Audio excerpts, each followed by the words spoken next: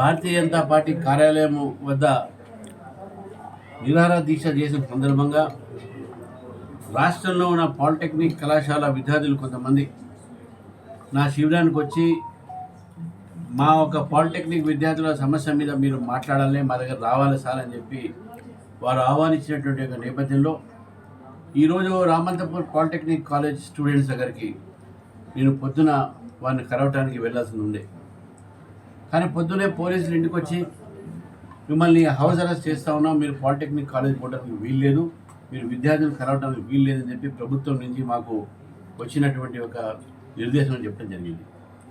రాష్ట్రంలో విద్యార్థులతోని ఒక రాజకీయ పార్టీ నేతగా, ఒక రాజకీయ పార్టీ కార్యకర్తగా కలవకుండా ప్రయత్నం చేస్తున్నదంటే ఈ కాంగ్రెస్ ప్రభుత్వం.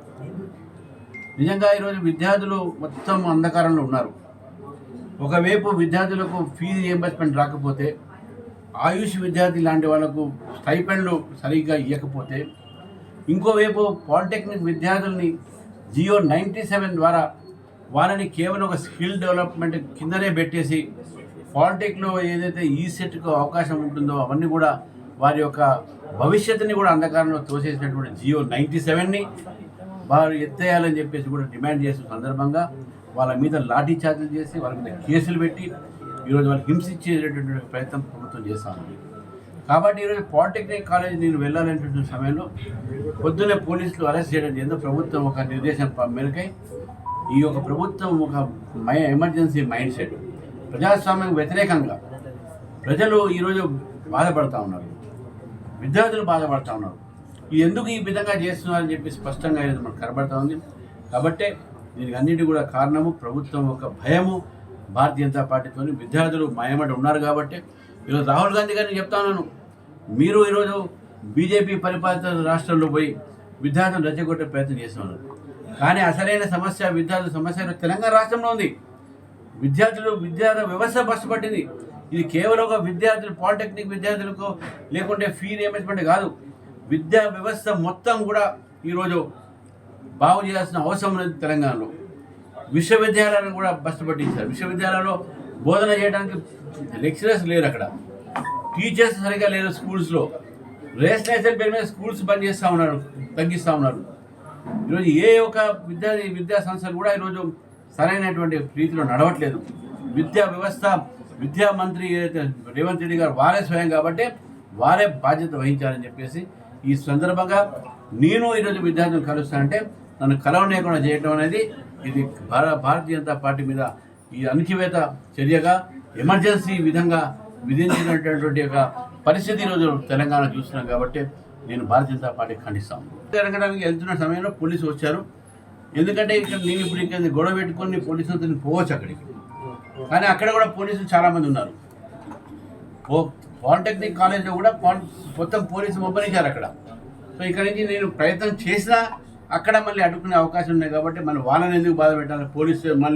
పోలీసులు కాలేజీలో పోయి పిల్లల మీద లాఠీ చార్జ్ చేయడం ఇవన్నీ కూడా మంచిది కాదు. వాళ్ళ ఒక భవిష్యత్తు కోసం, వాళ్ళ ఒక బాగు కోసమే నేను ఇంట్లోనే అరెస్ట్ చేశారు. కాబట్టి నేను ఇంటి దగ్గర పోలీసు వారు వెళ్ళేదాకా నేను ఇంట్లోనే ఉంటాను. పోలీసులు వెళ్ళిపోయిన తర్వాత అప్పుడు విద్యార్థుల తర్వాత వేరే ఈరోజు కాకుండా వేరే ఎప్పటికైనా కలిసి ప్రయత్నం చేస్తాను. అంటే ఈ శక్తి స్కీమ్ ఇంతకుముందు ఎప్పుడు లేదు. విద్యార్థులకు ఈ శక్తి అనేటటువంటి స్కీమ్ తీసుకువచ్చి దీన్ని స్కిల్ డెవలప్మెంట్ కింద పెట్టి పాలిటెక్నిక్ కాలేజ్లో వాళ్ళకు అయిపోయిన తర్వాత ఈసెట్ ఎగ్జామినేషన్ రాస్తారు. ఇప్పుడు దీనివల్ల వాళ్ళు ఈసెట్ కూడా రాయడానికి వీల్లేదు. ఇంజనీరింగ్ కాలేజ్లో ఈ శక్తి అనేటటువంటి ఒక ఏదైతే ఎక్స్పెరిమెంట్ వీళ్ళు చేస్తూ ఉన్నారో ఇది పాలిటెక్నిక్ విద్యార్థులకు అది సరిగ్గా ఉండదు. వాళ్ళు చదివిన చదువుకు ఈ యొక్క స్కిల్ డెవలప్మెంట్ దీనికి కేవలం వారి యొక్క విద్యని అవమానపరిచినట్టు ఉంటుంది. అంతేకాదు అక్కడ స్టాఫ్ కూడా ఈరోజు బాధపడుతూ ఉన్నారు. పాలిటెక్నిక్ కాలేజ్ అన్నీ మొత్తం వ్యవస్థ దెబ్బతినిపోతుంది.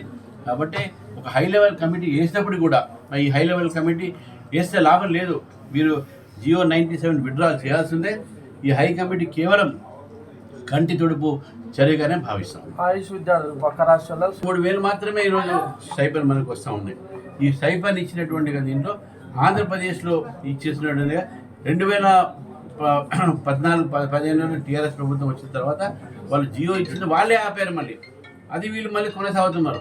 పెంచారని హైకోర్టు కూడా చెప్పింది, సుప్రీంకోర్టు చెప్పింది, అయినా కూడా ఈ ప్రభుత్వం పెంచట్లేదు.